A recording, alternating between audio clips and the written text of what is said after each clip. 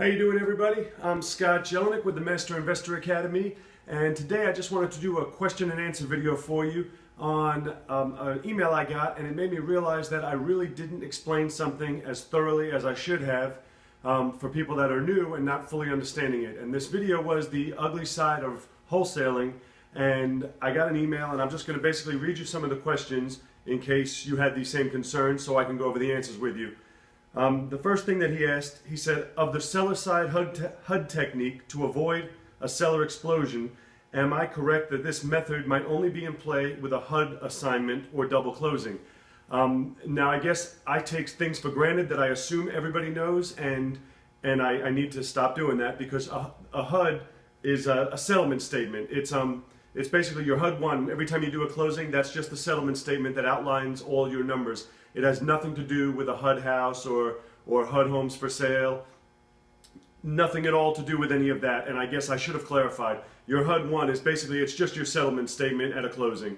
It has nothing to do with HUD houses. So if I had said use the word HUD in reference to that, I don't mean anything to do with HUD housing. That's just what your settlement statement's called. It's called your HUD 1, or you can just call it your settlement statement. The next question that he asked, he said, I suppose it could be safer for someone to have a seller sign off a clause that the final sale may be subject to many factors and the exact amount is not known.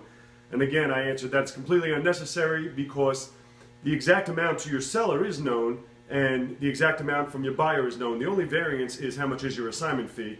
And so that's nothing, neither of them have to agree to anything on that, because the assignment fee your buyer agreed to, your seller has nothing to do with it. He only gets what he agreed to, which is whatever your sales price that you agreed with him on is.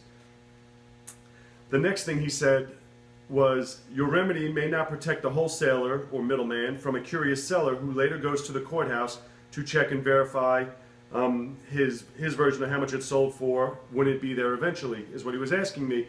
And I have two things to say on that. Number one is, this is going to sound cold, but who cares? The reason we do this, first off, is to keep the guy from exploding and not signing the documents. If he finds out a month or two later, that deal's already done.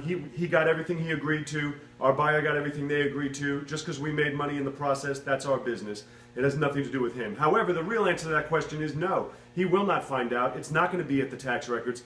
And the reason is, if you bought the house for $50 and sold it for $70, that deed is still going to show a sale of $50,000. That assignment fee is a fee that's going to be on your buyer's HUD, your buyer's settlement statement.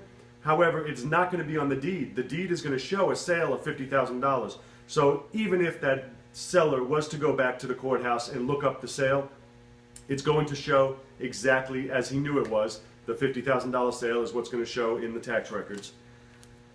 There was one other question he had.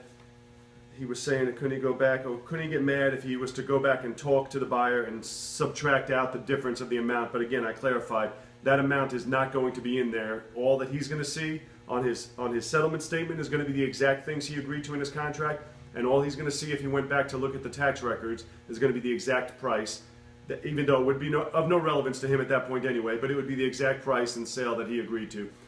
That's all. I just wanted to answer this question because I realize I get a lot of comments on that video, and a lot of people love the seller side only HUD.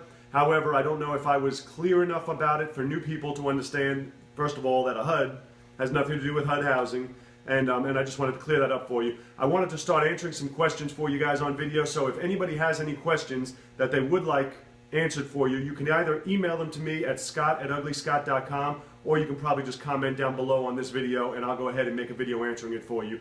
Go ahead, subscribe to this channel, and I will see you on the next video.